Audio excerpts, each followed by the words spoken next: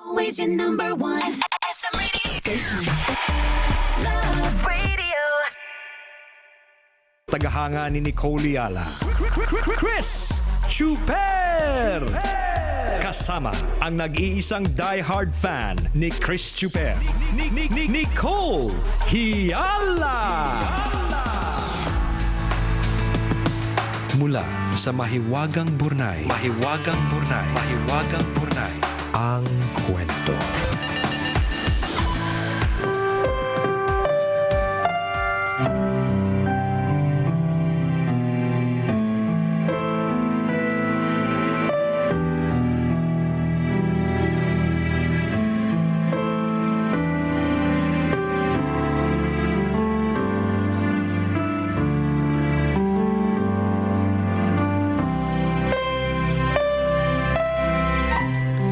Sobrang taas ng expectation ng mga tao sa mga Latin honor graduates. Inaasahan ng marami na kung may honor ka, maipapasa mo rin agad ang board exam. Gaya ko, graduate ako ng accountancy with Latin honor. Pero sa kasamaang palad, hindi ko naipasa ang board exam sa unang try. Sobrang down ko ng mga panahon na yon. I felt that I was a big failure. Disappointed ako sa sarili ko kasi hindi ko na-meet ang expectation ng mga magulang ko, mga kamag-anak, mga kaibigan, at mga guro. Wala akong choice kundi tanggapin ang pagkabigo. Inisip ko na lang, baka hindi pa talaga will ni God na makapasa ako. Ngunit ang pagkabigong yon ang ginawa kong tuntungan para muling abutin ang aking pangarap. Bumangon akong muli at nag-umpisa na namang lumaban. Nag-enroll ako sa CPA Review Center of the Philippines sa Sampaloc, Manila. Kinailangan kong mapalayo ng 4 na buwan sa pamilya ko na nasa Ilocos. Kahit mahirap, hinarap ko pa rin ang challenge na to. Hindi naman ako masyadong na-homesick dahil gabi-gaming tumatawag sa akin ng mga magulang ko. Bukod dito, sobrang nag-e-enjoy din ako sa review school dahil masayahin ang mga professors at reviewers na aking nakasama. Sa pagkakataong ito, inihanda ko ang sarili ko physically, mentally, and spiritually. Ang goal ko noon ay maging top ako sa board exam. Kaya naman, sinot down ko ang lahat ng social media accounts ko para makapag-focus.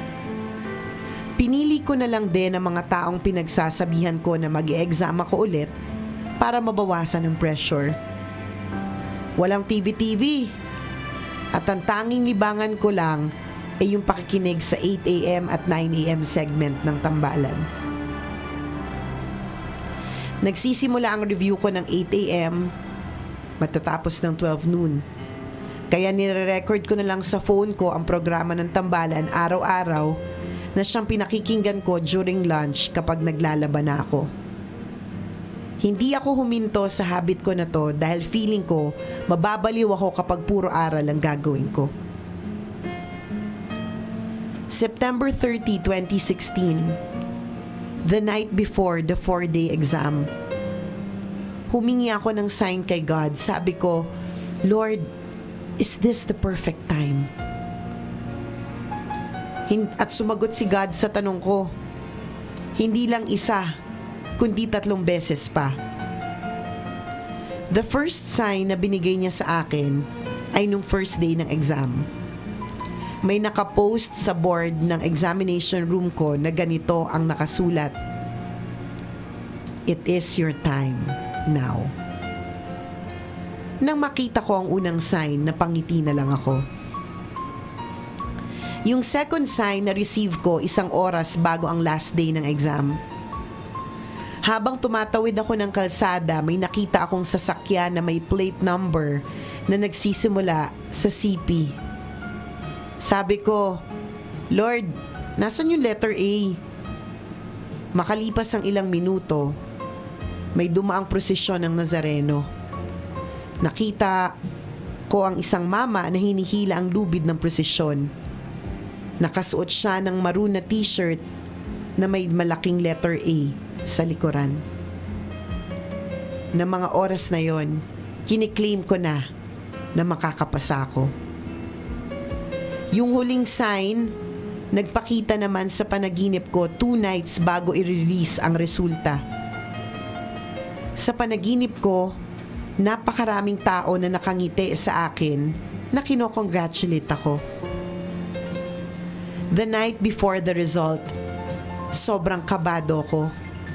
Para akong contestant sa beauty pageant sa sobrang tense. Bumabagyo pa nun sa Ilocos at wala halos signal ang buong bayan namin. Trinay ko kung may signal na. Nag-send ako ng message sa sarili ko na ganito ang nakasulat. Congrats Mac Anthony Pastor, CPA, October 2016. At nasend ang message. Nagpasukan pa ang ibang text message na binabati ako. Umasa daw ako sa board exam. Naiyak ako, hindi naman ako isipin. Nanay. Nanay nung nag-send. Ikaw yung nagpa-aral eh. Kainis naman. Congrats ha. Pumasa daw ako sa board exam. At para makumpirma, nag-check ako ng online result. At voila! Pasado nga ako sa exam. Walang pagsidla ng kaligayahan ang mga magulang ko. Ang uniko iho nila ngayon ay CPA na. Ngayon nagtatrabaho ako bilang internal audit officer sa isang disenteng kumpanya and finally living the dream. Kaya sa mga nabigo dyan sa unang pagkakataon, huwag kayong mawawalan ng pag-asa. Kahit mahirap, kayanin nyo dahil pasasaan ba't makakapasa din kayo. Ako po si Mac Anthony B. Pastor, CPA. Naks! Isang tambalanista at ito ang aking kwento.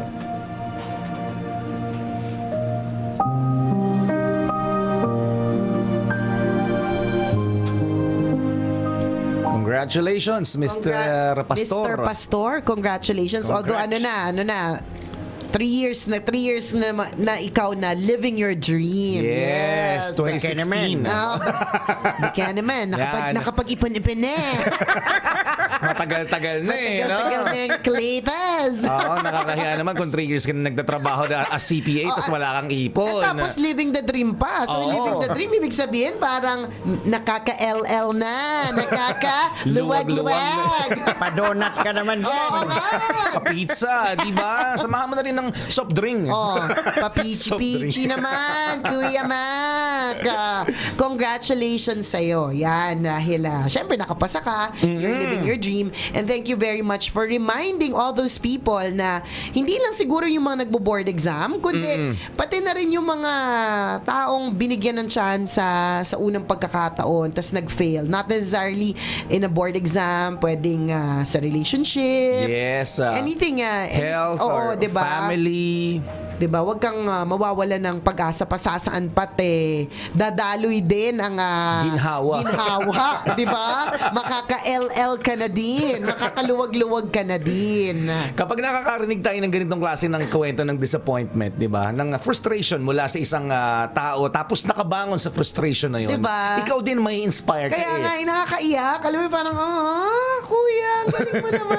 Pero nakakatuwa, no? Kasi hindi nag-give up. Correct. Yes. At saka totoo yan totoo yung pressure that is given to Latin honor graduates. Kasi syempre yung expectation grabe sa'yo ang taas eh. Oo, hello Latin honor graduate. Ibig sabihin, you just breeze through college. Alam mo yung parang minani mo lang ang mga, of course hindi man pero kinaya mong ma-achieve yung Latin honor na yon. Kaya yung pressure talaga is dapat yung kumpanyang pagtatrabaho. Kung di man magbo-board exam, 'di ba? Yung kumpanyang makakatahanap agad ng trabaho, tapos mataas agad ang sweldo, may ganun kaagad na pressure. Usually ganyan yung parang sa'yo, hinahanap ka mismo ng kumpanya. Oo, ganyan, Hindi mo na diba? kailangan mag-apply kagaya sa iba ng mga ordinaryo na nakagraduate. Tama, hinahanap yan eh, 'di ba? And in the case of Mac naman, kailangan parang matik na parang laude yan eh. Alam nga naman hindi makapasa sa board. Oo, diba? Hello, minani nga yung accounting Which is lalo nakaka-pressure. Oo.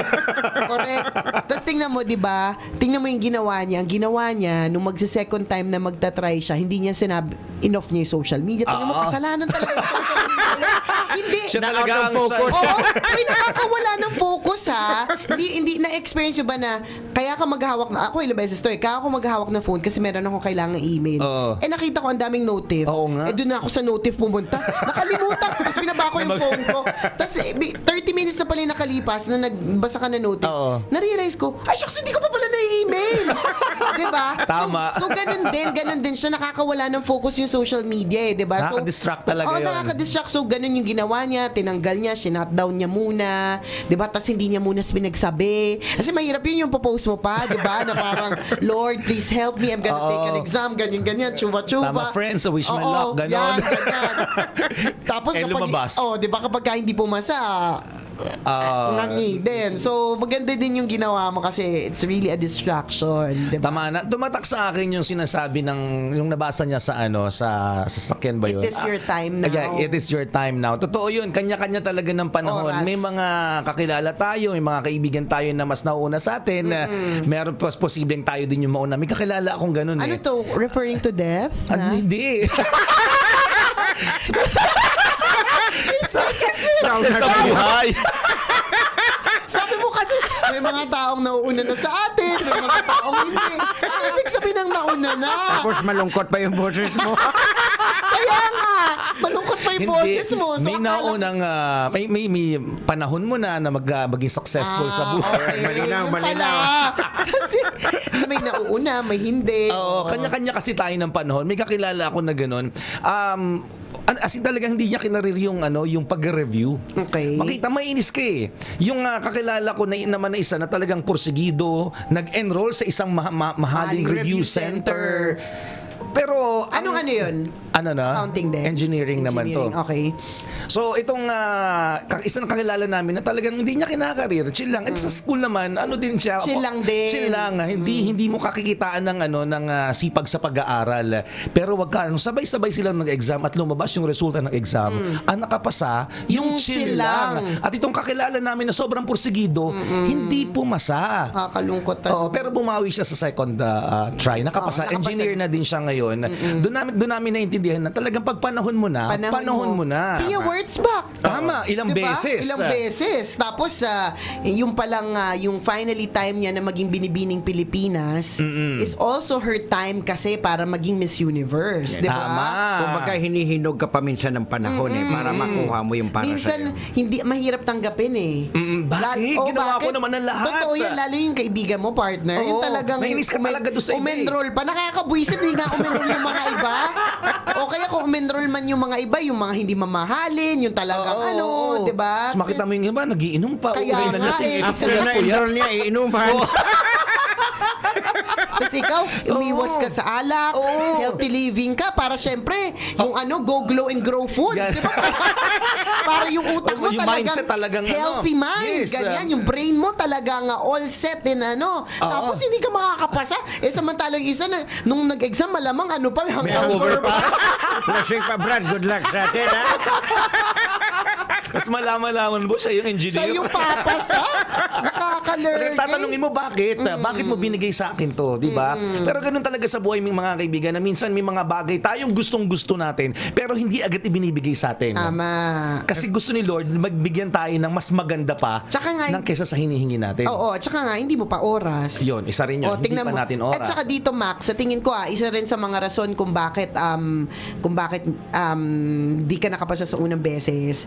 Kasi Kasi wala nang kwento pag nakapasa ka ng unang beses. Hindi pangalawang beses ka nakapasa, 'di ba? May kwento na, naikwento pa sa Mahiwagang Burnay. Nakapag-inspire ka pa. I think Tama. Yun yung purpose. Apart from many other reasons na hindi pa moment, ganyan, this is a major reason kung bakit hindi ka nakapasa ng unang beses para ma-share yung ganitong klaseng kwento Ganyan kasi sa mga ang tao. hiwaga din ng buhay. Ang Yes. lahat po ng natutunan natin, hindi lang sa eskwelahan, hindi lang sa libro. Ang pinaka-importanting lessons is yung sa buhay, sa life. Yes. Siguro para binigyan ka pa ng another final lesson mo, yung matuto ka na mag-focus, Correct. kaya di ba enough yung social media mo, Tama. at yung nakuha mo yung perfect na formula na, kaya ngayon living in your dream ka na. Diba? At doon ako naniniwala ang pinakamagandang aral sa buhay ng tao ay natututunan sa isang problema, sa isang pagkakamali, sa isang disappointment, sa Tama. isang pagkabigo. Kasi pag nabigo ka, maano mo yun parang Magpa-process ka talaga eh. Calibrate ka. Ba't Oo. ano bang mali na ginawa ko? Ganito. Kulang pala ako sa ganito.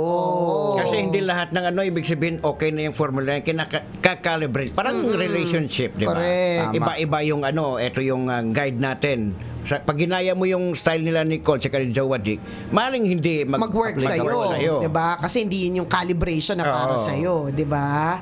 At ang nakakatuwa dito, tambalanista ka, Mac. Diba? Kami yung, alam mo, hindi lang ikaw yung CPA na nag-message sa amin na kami yung breaker, na yung tambalan yung breaker sa kanilang Icebreaker mo. Oo. sa kanilang pag-aaral kasi nakakabaliw nga naman kung puro aral, 'di ba? Oh, yeah. And thank you. Hindi lang ikaw 'yun, kaya maraming salamat. Nagpapasalamat kami dahil parte kami ng hindi mo pagkabaliw. Yan. And maybe also parte rin ng iyong success, 'di ba? We hope to meet you soon. We hope to see you soon, Maka, Mr. Pastor. Correct. At ang balita ko si Mac daw yung kauna-unahang CPA sa kanilang pamilya. Beke naman. Baka naman, may mga ganun ka pa, he?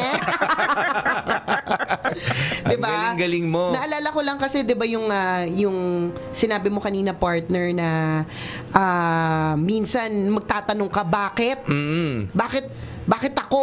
Bakit kailangan tong mangyari? Binigay yun naman ang lahat ng best ko. Ganyan. Naalala ko lang yung message sa atin ng isa nating friend. Sabi niya, it is a reminder that not all things are meant to be understood. They are meant to be accepted. Tingnan daw natin sa perspektibo ng pagong. Yan. No matter how heavy yung buhat-buhat niyang shell, choice daw ni God para buhatin niya yung shell na yun kasi it's the only way para maprotektahan siya. Tama. 'Di ba? Yun yung paraan niya para ma-protect siya eh, 'di ba? So may mga bagay na kailangan na lang din nating 'di ba? Kailangan din nating tanggapin kasi yun yung at that particular moment, yun yung mission mo. Tama. 'Di ba? At that particular moment, yun yung purpose mo. Or, maganda yan. Pero pwede rin natin tingnan sa perspective. Kung ikaw yung pagong, hindi mo isiping pabigat yung shell mo. Correct. Ano siya eh, Iisipin mo protection siyang siya eh. protection mo. Diba? Iisipin mo na, ay, sa lahat ng mga ibang mga animals, ako yung may sariling bahay. Oo. Di ba? Tama.